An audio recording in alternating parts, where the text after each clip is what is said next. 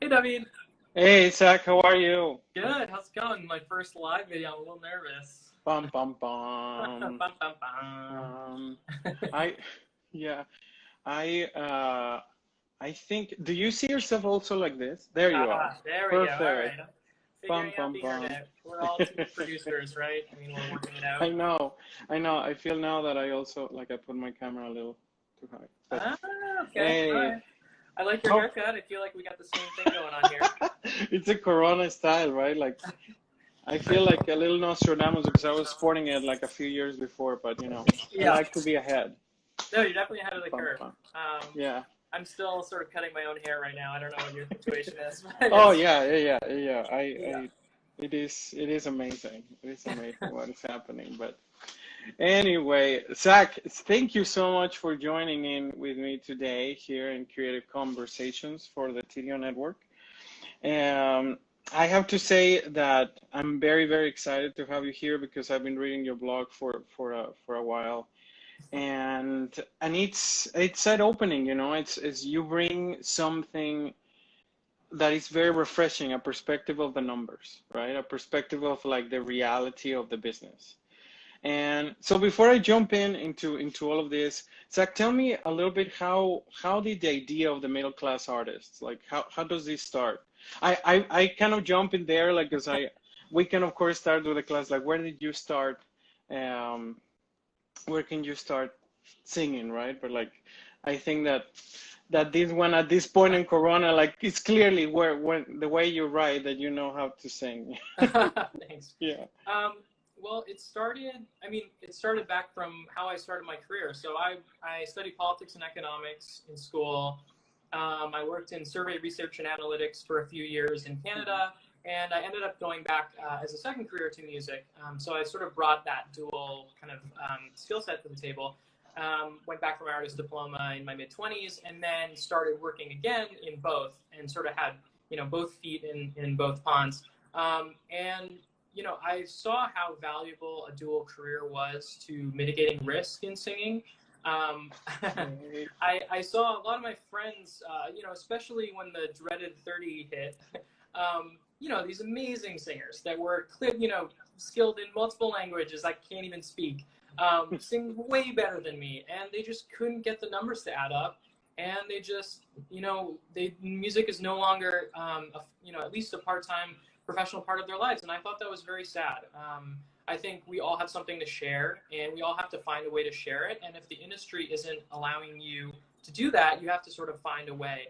And the Yeah. best way I found was a career in another field. So and I've been thinking about this for a while. And then my wife and I had my son Remy last May, Mhm. and Oh, congratulations. that was the hard deadline. I was like, I gotta at least start Yeah. this thing Yeah. before it's full time care. So that was sort of the drive behind it, and I always thought of it as a resource for young artists, and just a way to just talk about what isn't being talked about in terms of the financials. So that's kind of how it started.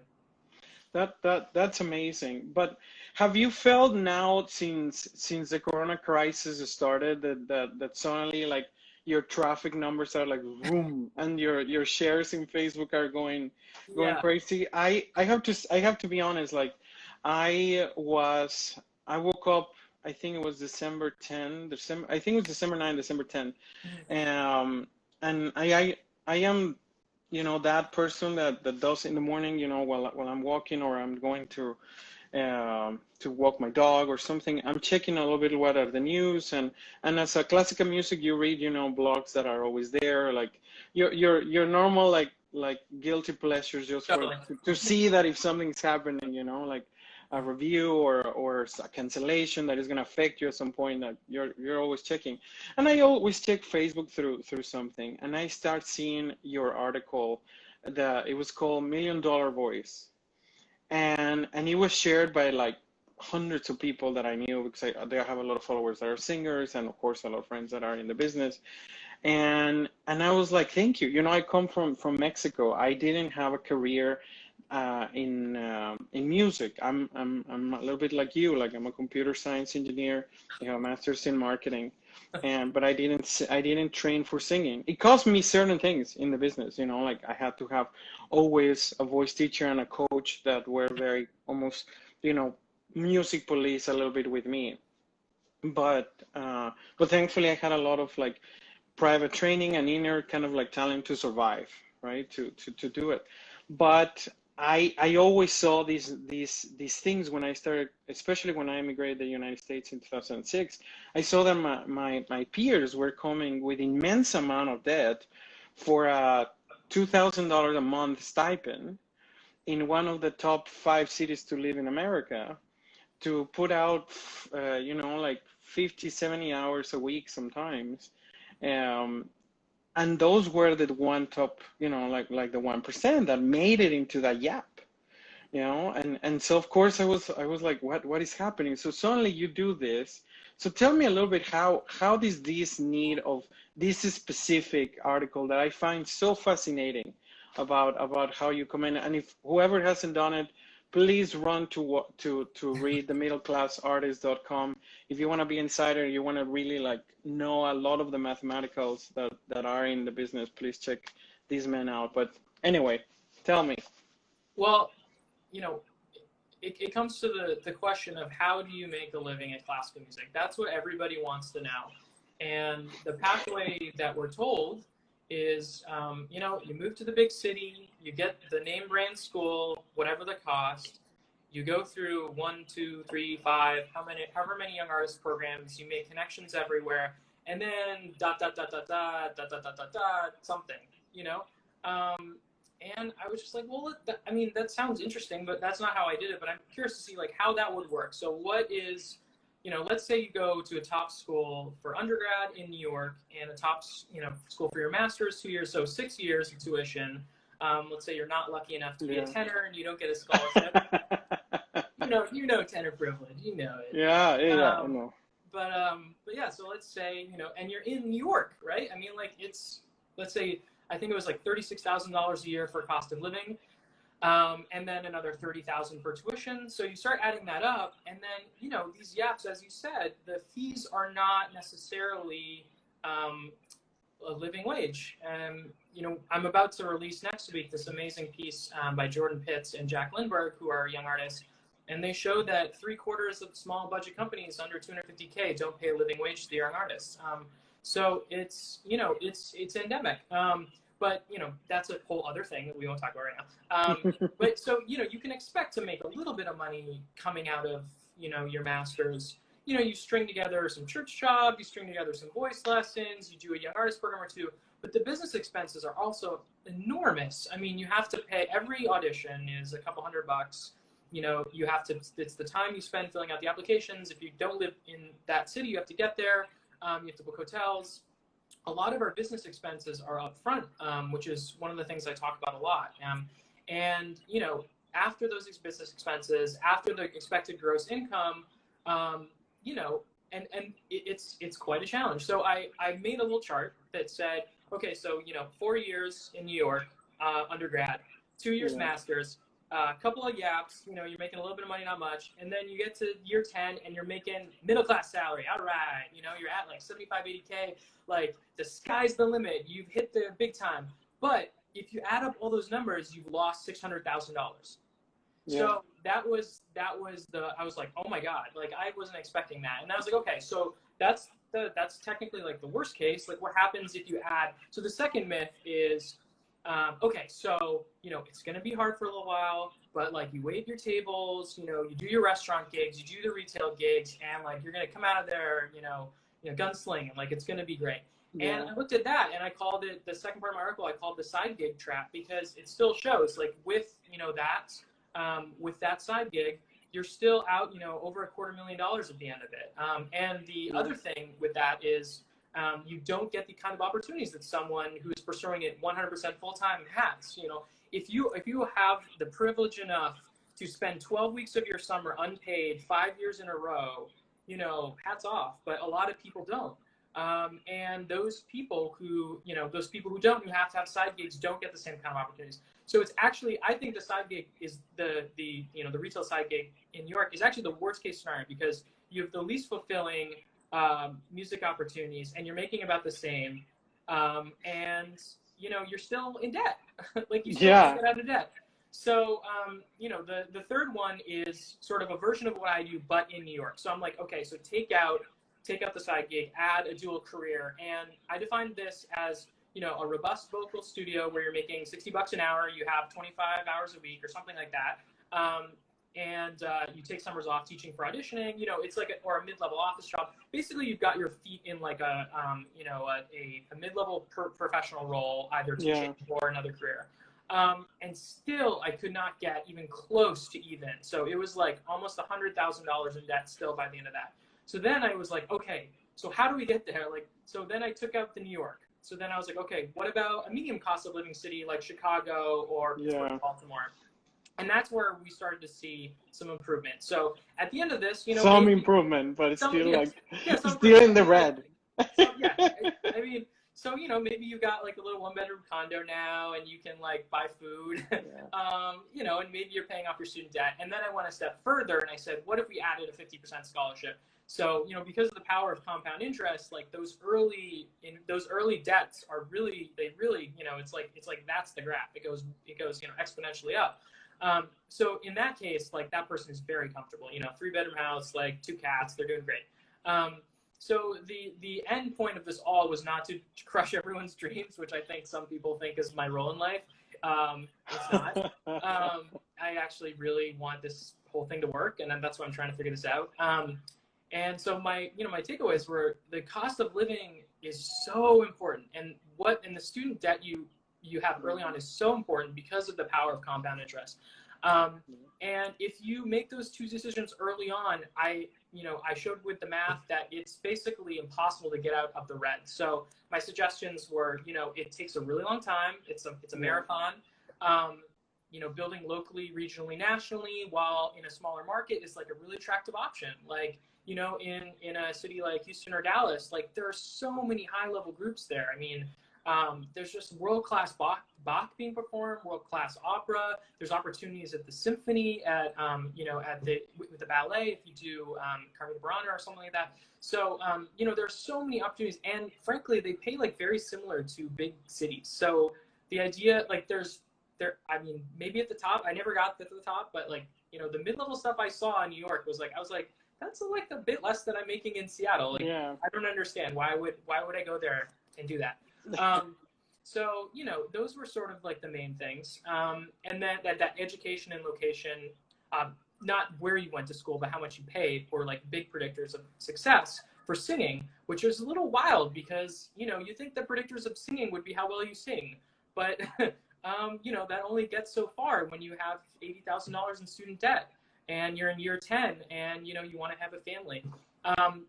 And so I always come back to like developing a second set of skills, building a dual career, and then just like mitigating your risk in a way. So, if for whatever reason, I don't know what would have happened, like, now, but I obviously had no knowledge of what happened, or prediction of this horrible event. But, the people who mitigated their risk and had other careers in academia, administration, are actually doing pretty okay. It's really the people that are full-time independent contractors that have a combination of W-2 and 1099 wages where they can't really collect great unemployment, and and they've spent all their lives performing this amazing thing at the high level, and now they're looking at call center jobs. It's really disheartening to see. So the whole idea behind that was basically build a dual career, and make the math work for you. and what do you say to the guys, because there has been a lot, I eventually had conversations with teachers when I was coming into the business, when they were discovering me and I was still in school of engineering or something else. They were like, you should be full-time, like you should give all in, like ask for a loan. And I got criticized at some point in my career because in 2006, I got on a scholarship, like a full ride for San Francisco Conservatory. At that time I already finished my schooling, of the for-profit careers that I could have. But I've been singing. I had a pop band. I had a lot of things that I was doing. Awesome. And but at the same time, I got an offer to be employed in the Young Artist Program of Placido. And of course, you know, I was a 24-year-old male from Mexico. My parents were like, get out of here, you know, like, so it was like, can I go to school and I still getting a massive amount of debt, or do I just go and jump into the pros with really not a lot of training? And so I was lucky enough that I could do the jump because I was getting paid, right? But it's very difficult when you don't have that backing, you know, you don't have sponsors. Like the few Mexicans that have gone out is because we had uber wealthy Mexican that like help us, that pretty much we were like the feudal, like sir, you know, the king that had a composer in residence. They have singers like Amarena, Villazón, Chacon, myself, everybody that went out from Mexico. We had somebody that push you out.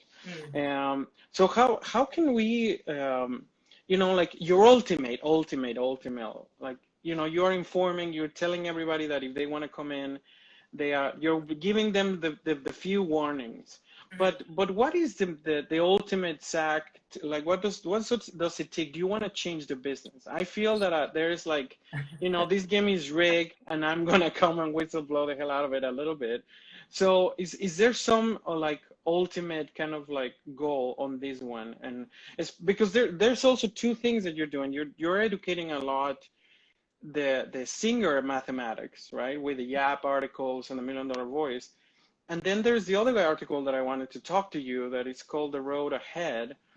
And it's about your predictions, your financial predictions for the business of opera, you know. And so we have, you know, a pipeline that is like super passionate about it. They're going to give their all. They're going to give all their future earnings, you know, to try to make it happen. They're going to move to very tiny places. They're going to have 17 jobs.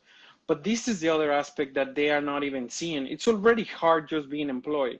But now with this pandemic that is happening, you talk a little bit about the financials of that. Can you tell us, I'm sure, you know, you wrote it, you're super passionate, like, what are the major things that you observe in the financial consequences of COVID at the moment?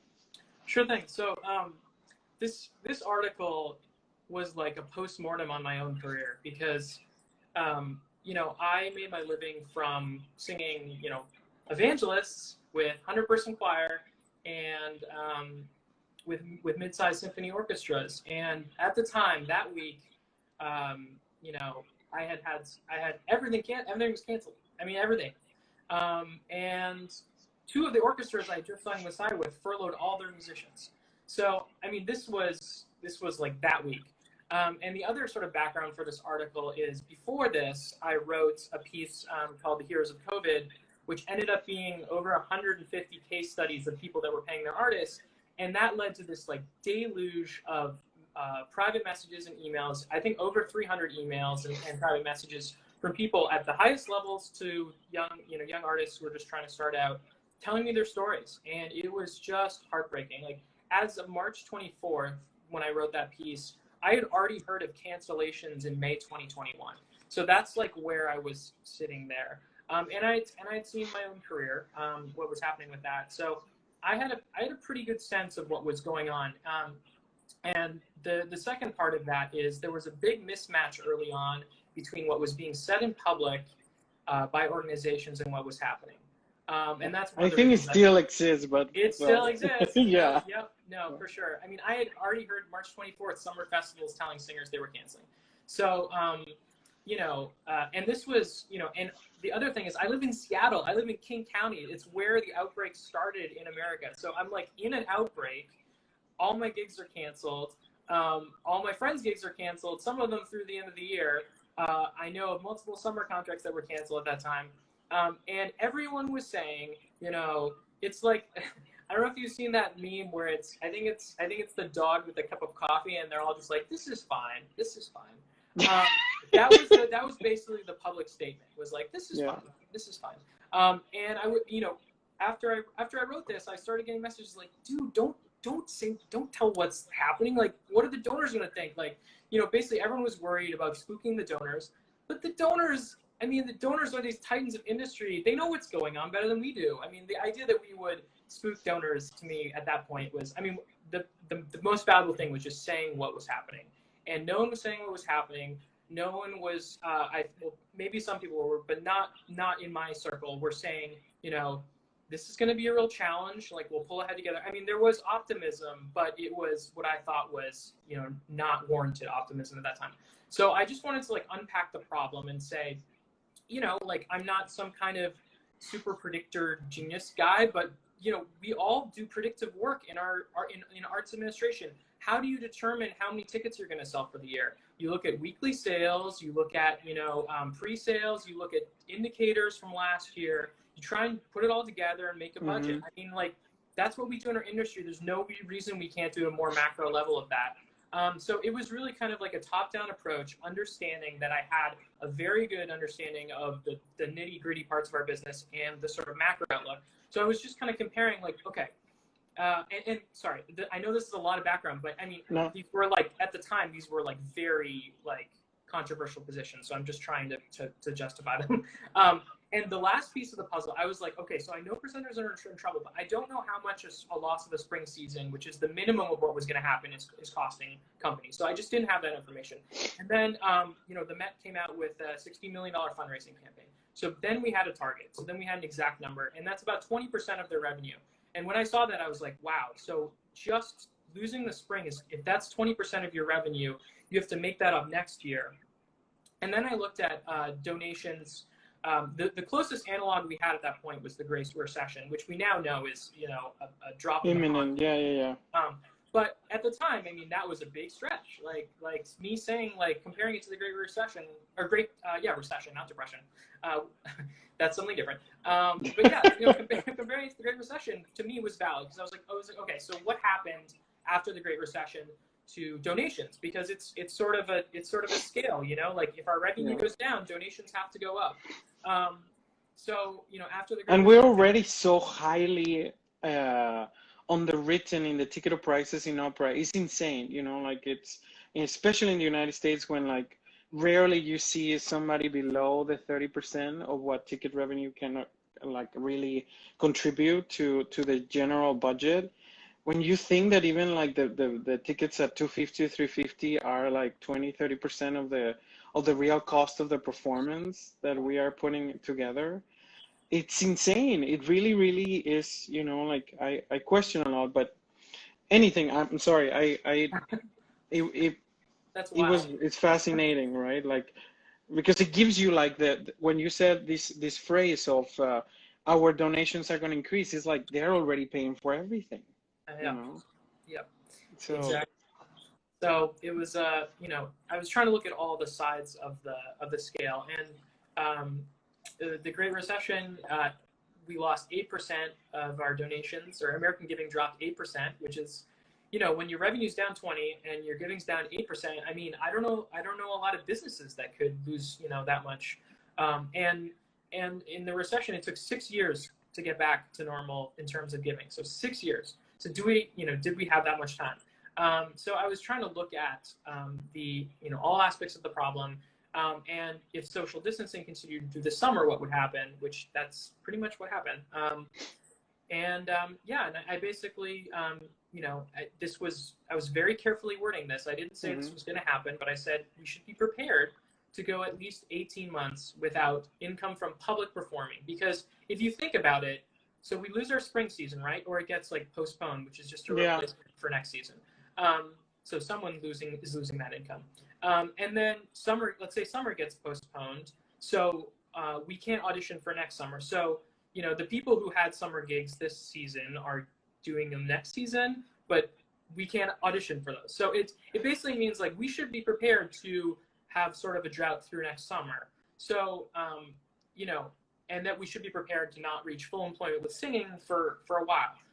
So me personally, I know this is not the same for a full-time opera singer, but as a concert singer primarily, the way it works is we string together a lot of week or 2 long gigs. That's why when I say I lost 11 contracts this year to COVID, like that's a lot, but I mean, it really is like, 3 or 4 day contracts or sometimes a week. So, that was something very different. I'm sorry, I get a little. No. I get it. It's just, there's several issues that now I wanted to talk to you and bounce with you, because I think that you have a lot of the big picture, and I hope that the aspect of the hate, because you were the one kind of ahead of the curve saying all these things, now everybody's like, okay, you were right, now what is next? I hope that is one of the things. I hope that there is, and if someone there of upper companies, and you and I are talking also long term, but if anybody's not like asking you for consultancy deals, man, they are like, out of their minds. You have already so much access to information, and you're willing to compile and give a voice to both sides of the equation. One of the things that I feel from my position in 2 professional companies around the world with completely different systems of revenue, perception, everything, I feel that still there is, and also I'm I have a lot of proximity with the singer world. Of course. So I get a lot of the information from both sides of the planet, like you too, and I feel that both sides are not talking that much. And they're not really like, they're, one of them thinks like, without singers we cannot do anything, and the other one is like, well, without theater they cannot do anything, right? And instead of thinking, how do we preserve the art form, how it takes a lot of aspects that I think, so I have my ideas, I have my weird dreams, like my labyrinth of things. It all started a few weeks ago. I'm a huge fan of sports, right? And I am fascinated with the change of the NBA from the 70s to the NBA of the 90s to the NBA today, right? And the stories that they have of, how they standard, like the standard where everybody starts to be a franchise of the league, right? There's a lot of like marketing, there's a share of revenue that they're gonna get, they're gonna negotiate the business of basketball, not the Charlotte Hornets only, or the Lakers only, or the Metropolitan whatever, it's about the sport.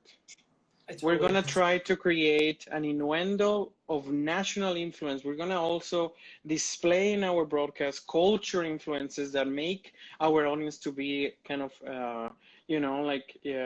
it's very, very, very similar, right? Like there's a market penetration, there's a thought of business, and at the end of the day, treating what basketball is today, that it's entertainment, but also it's a culture influencer, and it's a major revenue generator of our economy, right? The arts are the same, but we don't tell the people that we are, we have all these specific numbers floating, but we as an industry, we don't tell that we're together, because we're always competing from city to city, right? If I am the Dallas Opera, I compete with the Dallas Symphony for the same donor dollar. Mm-hmm. So we're always jealous about the tools, we're jealous about the revenue, we're jealous about the packaging, and we're so in, and we all market the same way, and we all fundraise the same way, and we try to preserve the few super engaged donors that you have at any cost. Like major donor stewardship is kind of like it has been a major decising aspect in the recent like top 10 companies CEO searches, right? They didn't go to major artistic forces that is kind of like the trend in Europe, with the intendant that is very Mortier type of thing. We went with massive people that are like known kind of developers, with a few exceptions, right? Or they're creating positions that they have somebody attached to that person that is a major revenue in a bigger picture. So my thought is, why in an ideal world, I would love to have, there's level 1, 2, 3, 4, 5, 6, right, in operas. So there's already those systems in professional soccer leagues, or in like college ball. There's like division 1, 2, 3, 4, 5, right? They all have to be compiling with certain rules and certain standards to achieve each level, right? And but there's a system of marketing of the full art form in a way, not but it also on the financial aspect, on the way that we're going to market opera, in the way that we're gonna preserve that.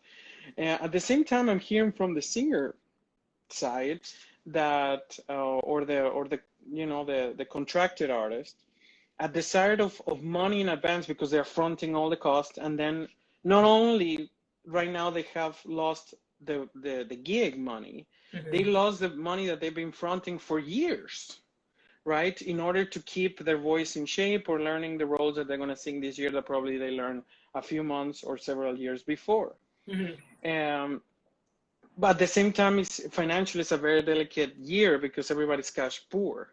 So it's kind of like the chicken and the egg, right?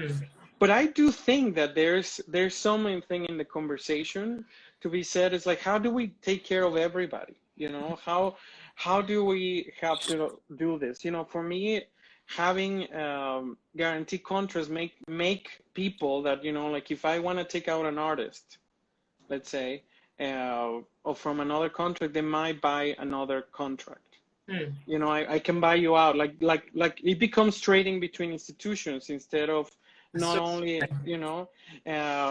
the money. I feel that everybody could budget better, but at the same time, I understand the risk. The theaters are going to have incredible amount of risk suddenly in their hands, and this is how it feels for the theater to have a force majeure mini case of a soprano or a tenor not showing up the day off.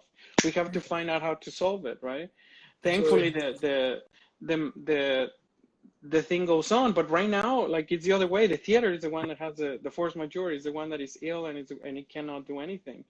And it's a panic that the theaters have endured so much. So whenever I hear from my colleagues on management, they say, well, but we cannot guarantee, we don't have, and I understand it. There's completely anything, but I think that we need to start thinking about the art form per se as a financial force. I think we need to take care of both sides of the industry. Like, there's a lot of resentment, and especially at the higher level, is everybody should be like the soprano at the higher level or the tenor at the higher level is like, well, but I should be treated this way. And the big institution says, well, they should love to be singing here, right? So because of those prideful moments, we're not communicating as a whole. But then there's the data that you bring that is like, guys, there's no way that this can continue. Like, just mathematically, after post-COVID, we cannot expect these rules, or we're gonna go into not the recession, like the lack of redundancy of importance what the art form is. So I don't know, like from your numbers, have you got ideas? How do we save the business of opera? Like, and whoever is saying here, the situation, I'm sure that we're doing super controversial aspects, and it's a heavy conversation that we're having. I know, but at the same time, I feel that we need to actually start saying what I like, floating ideas, even if they're not the best ones, but understanding how we are going to say opera matters. And I understand, again, like, saving opera is very dramatic, but the numbers are there. If the top 1% of the performers that make it into employability, like, that means 3, 4, 5, 7 seasons above 70,000, 40,000, like, they receive certain amount of money. Because then, of course, of that 1%, there's the 0.1 that really makes 6 figures and above, right? So it's really, really complicated. And this is like the top worldwide people, right? So how can we make this matter? How can we, like, really make a shaking change?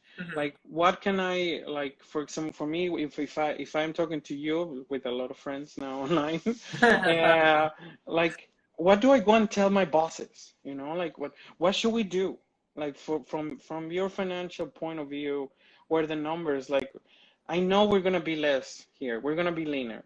Is Yeah. that we're Yeah. gonna need a lot of help to promote back the art form with the passion of a dragon, you know, like so we're gonna need media. We cannot pay for that media the way that we used to pay for media. You know, we need to have access to the backstage. We need to be able to market the charming and incredible stories of our performers, right? Absolutely. So it's gonna cost us a lot of money. Yeah, I mean, another way to ask that is, if you were starting an opera company post-COVID, what would it look like? Because right now we're kind of trying to put a square in the circle hole and say, okay, well, how do we present a 3,000 seat audience if we can't have 3,000 people in seats and it costs so much to present a 3,000 seat audience? And it's like, well, if you were starting the business now, you wouldn't necessarily do it that way. You would present it in a much different way. So how do we physically, one of my articles talks about how we physically present to audiences. So I think that is probably going to be some combination of a new way to physically present. There's a lot of designs floating around. I'm not a graphic designer or an artist in that way, but there were some very interesting ways to do it. And it wasn't just, you know, every third seat, the sort of lazy way I did it. You know, just like really redesigning how we physically sit in the hall, how we present music. And we can definitely look to some case studies so far in Europe and Asia.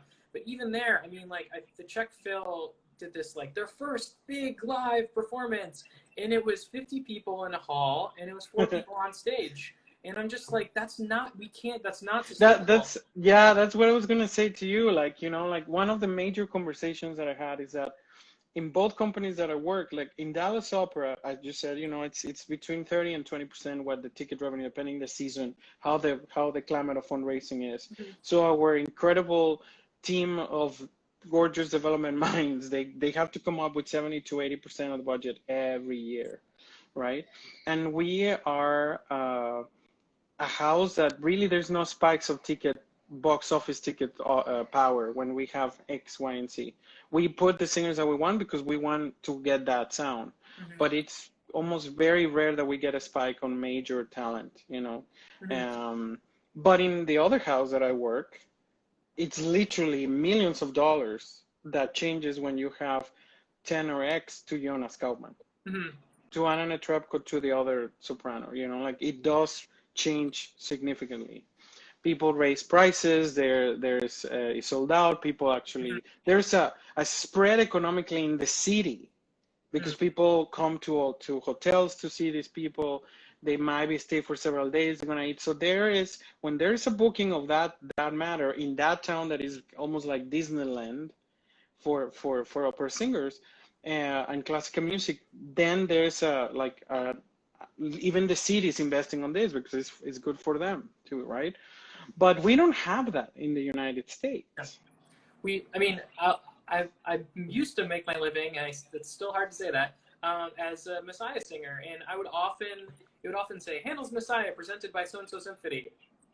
We weren't listed, like, you know, and if I come to a city and perform there every other year, I have no way to engage with patrons. I have no way to collect emails, phone numbers. I have no way to say thank you.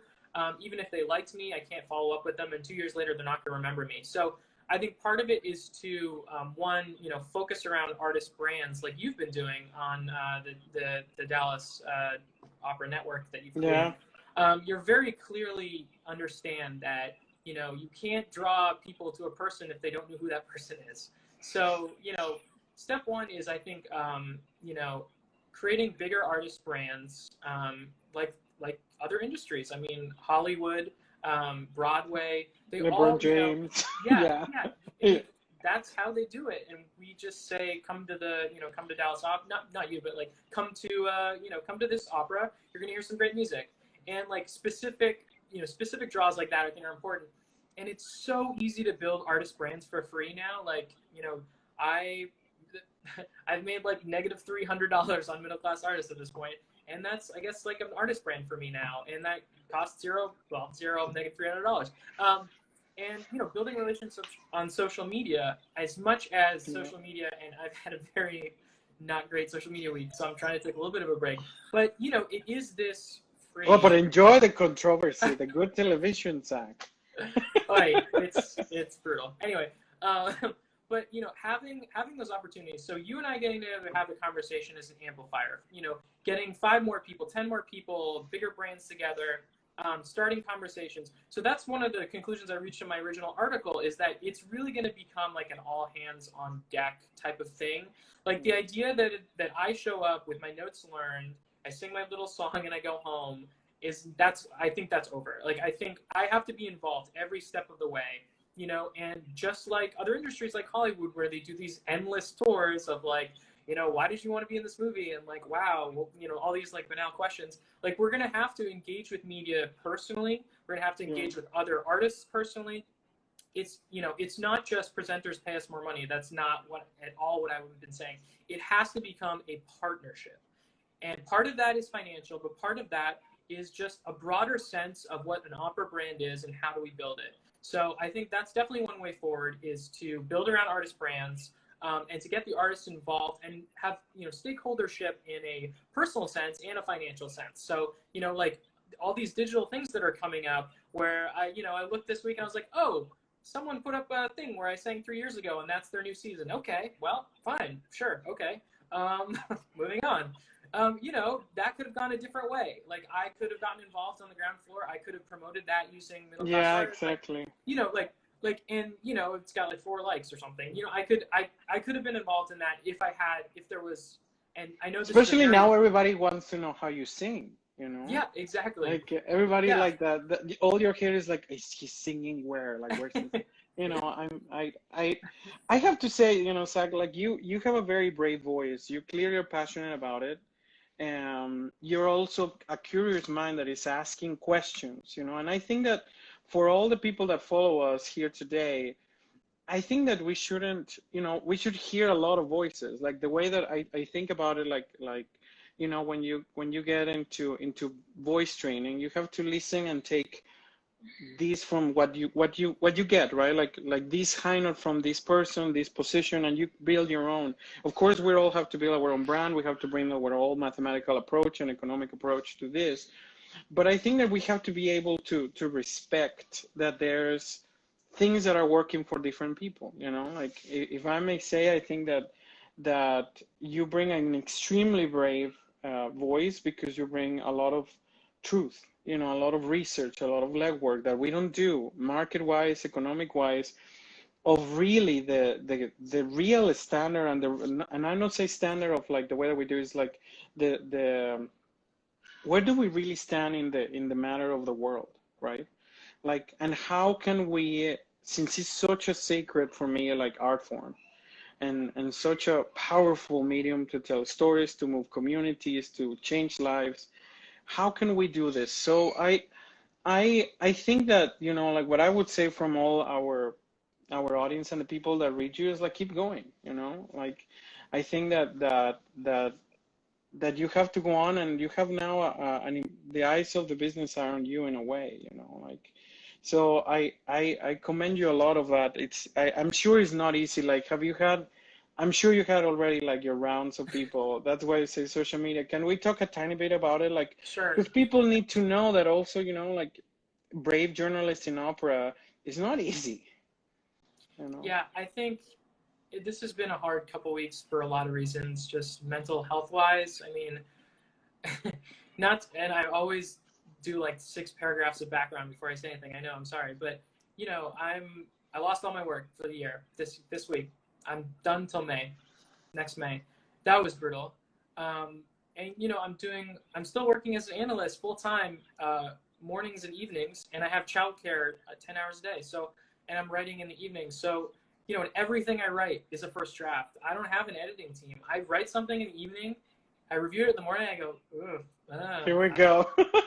Here we go, for the grace of God, and I post it. Yeah. And one of the reasons I started Middleclass Artists is because I wanted to control what I said and the volume of what I said.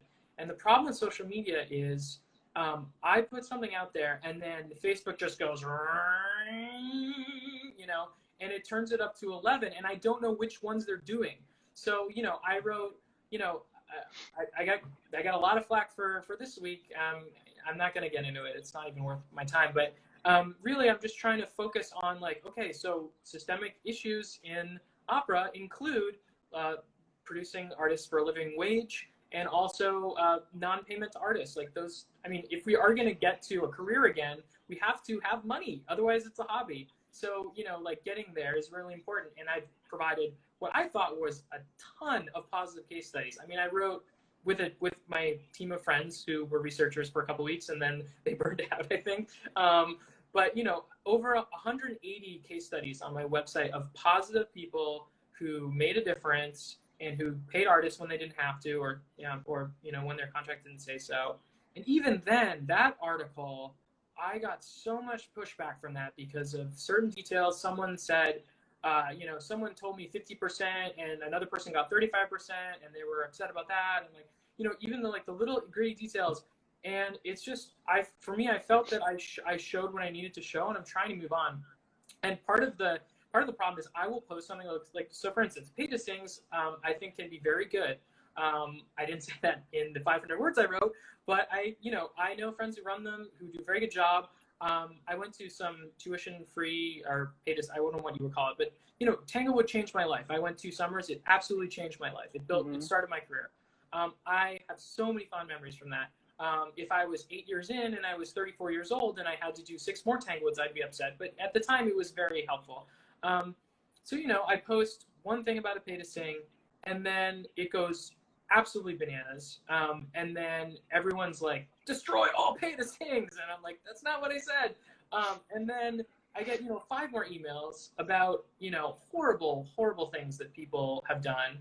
And I'm like, I'm not going down this rabbit hole again. I'm just not going down this rabbit hole. I refuse. I'm like, I'm not going to be led by the nose by sources who mean well, but who want me to basically do their digging for them and then get, you know, basically personal revenge. Yeah, basically get beat up in public. And then when they say, well, who is your source? And I'm like, well, I'm trying to protect the artist. So then I become the face of it. And I was just like, you know what? I want to focus on the big picture stuff we're talking about. Like, I've had half of this article written on a way to physically present opera, which I'm not going to say anything about yet because I'm still working that out. But like, I think that's really important. I think finding a way forward is really important. I've worked a lot on identifying issues that were challenges, and now I'm trying to find solutions, and I don't want to focus on challenges anymore. And so that's sort of where I was at this week, where, you know, social media just really wore me down. But I know we have to do it. But anyway, it's valuable, but it can be trying. So, you know, I think that in a way I find it very refreshing. You know, I have to say that you come with a tone that is well documented. It's written very well. You know, like you have your researchers. You know, it seems very, very well done. But also it brings a lot of management, and not only management of the artists, management of the young artist programs, and even some of the school management, you know, that is here, and the management in opera. It tells also the stories that we have to manage. It's a very difficult job to have because it doesn't follow the rule of the for-profit, most of it. You know, there is an appreciation art. There's, you know, at least even in Hollywood or in sports, there's like the points per game and the attendance, you know, the box office power. That's why, you know, like you see these people here. And so I find that that is very difficult, you know, because there's maybe 2 or 3 opera companies in the world, like in mostly Europeans maybe, that they can feel the effect of certain artists in their house. So other than that, it's all about keeping that almost museum, that I hate the word that, but like a museum art form, right? So how can we, like, you know, I think the conversation that we have to have from both sides, you know, is like, what is a financial plan that works for the pipeline? I do feel that we train so many singers and it perpetuates several things. You know, I find myself now when I'm in management, a lot of like, not everybody that is in management experience the art form. That's a really, really huge truth. You know, like whenever you go into Opera America conference, you maybe find a group that is of 50 or 100 professionals that are like the nerds, but then there's the full majority that are not experiencing the art form, right? So there's also a massive amount of people unemployed that have a lot of skills, but they haven't had that second set of skills.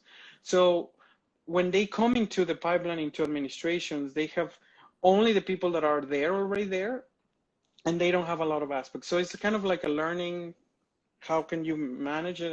And people just go for the same way that have been done things before. Mm. Right.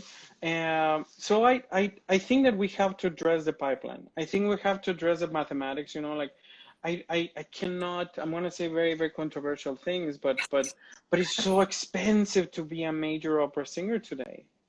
Absolutely. You know? You use the analogy of, you know, the NBA. I mean, what if we paid for all our own personal trainers, we paid for, you know, the team coaches, and then, you know, we don't get paid if there's no game? I mean, it's not a sustainable model.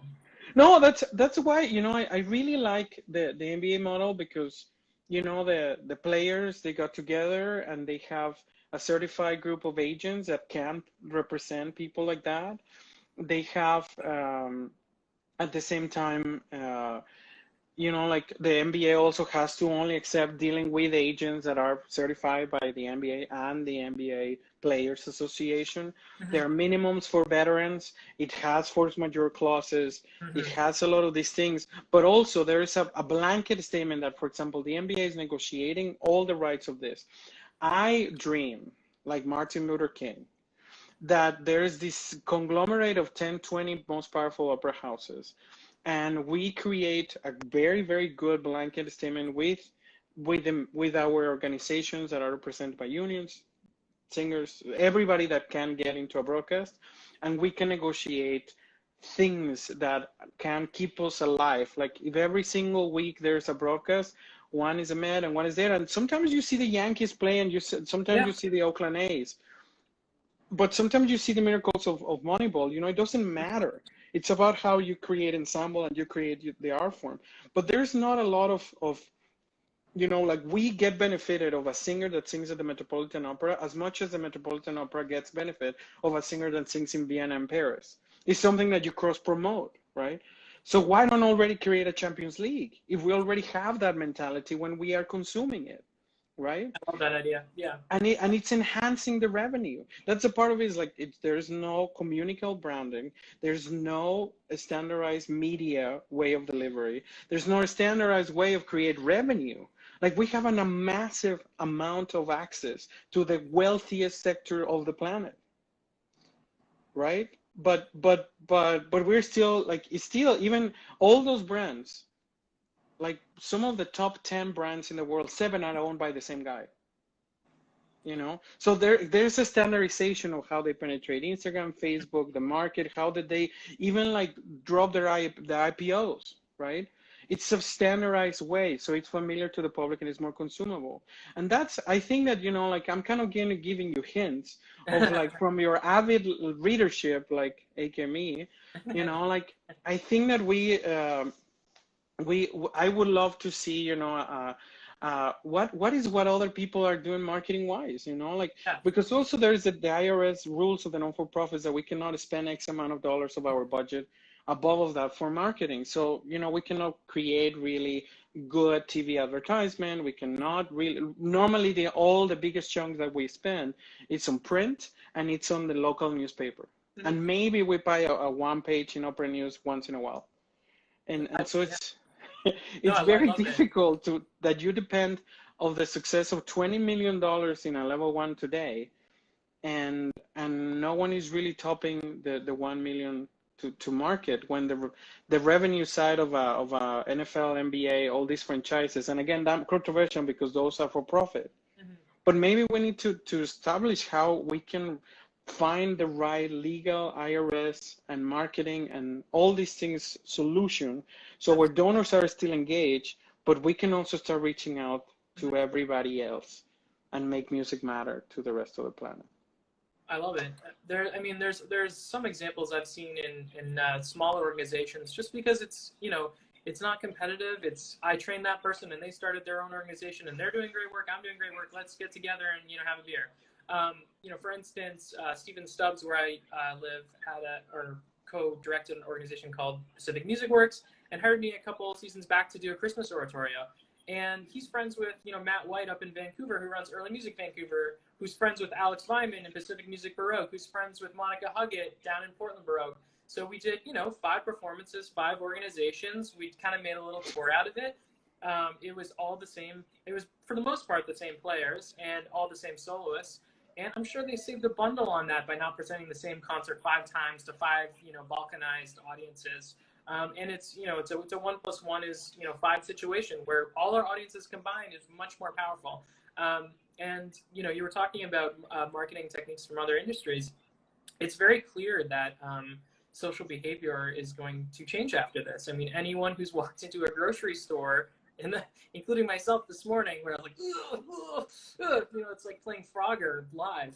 And behaviors are going to change. There are already barriers for a lot of people based on, equity, finances, coming to the opera, and we're going to have to find a way to deal with that. And one way is through, let's say, recurring revenue or bundling, where we have like the New York Times has a digital only, a print only, and a digital and print. So we have, and I don't want a bulky newspaper every day, but I read the paper every day on my phone. I scroll up, it's great. Me too. Finding a way. I mean, you're clearly going in that direction, which is great. I mean, it's like you're literally telegraphing it to the world right now, and I'm like, yes.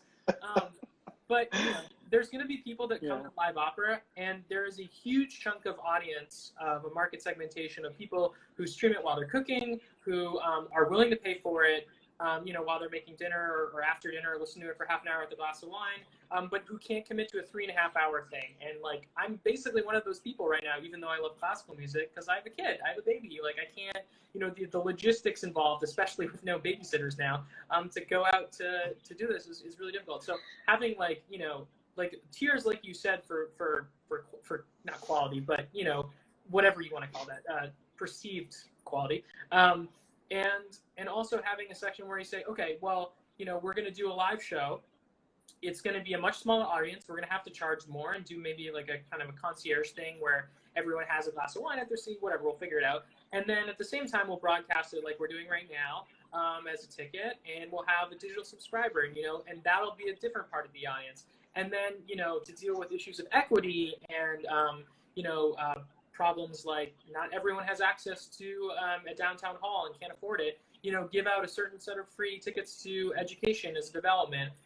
Then all of a sudden you're looking at, instead of a 200 person or 1,000 people audience, you might be looking at a 5 or a 10,000 person audience. And then we're talking ad revenues. And now you can get into things like what you're talking about, like how do we present things on our television network and own the brand while being able to, have a recurring revenue with it. So I think, that's one possibility. Zach, we're going to have to do an episode 2 because you and I can like monologue about this. We clearly love the business aspect of opera. And again, you have a lot of haters, but you also have a lot of fans. and that's good. You always, I go and check and be like, guys, I see this. And you are reporting at things that I see at the level pro, like that are studied, that are being a scenario so, whoever is, if they are seeing a lot of these, your haters, we are seeing a lot of these things, so like, I know everybody's scared, but that's why we're having the tough conversation. That's why we want to move on. That's why we want to have a real, change of how we're perceived and how we market it. So anyway, we have, again, Zach, so much thanks for coming in, for booking an hour of your Saturday. For the rest of the friends that are following us at TDO Network, thank you for all your support. These past 28 was crazy. We were above 1 million people tuning into our content. So thank you very, very, very, very much for all your support. We're keeping striving to get better, to drop new content. Cheers to all the lineup. Thank you to my bosses that allow us to play here and to create and RD a lot of things. To our board for always cheering us on and to keeping us alive and fed through this COVID corona crisis. So anyway, I'm David Lomeli. I'm from the TDO Network, and this is Zach Finkelstein. So see you soon. Ciao, ciao.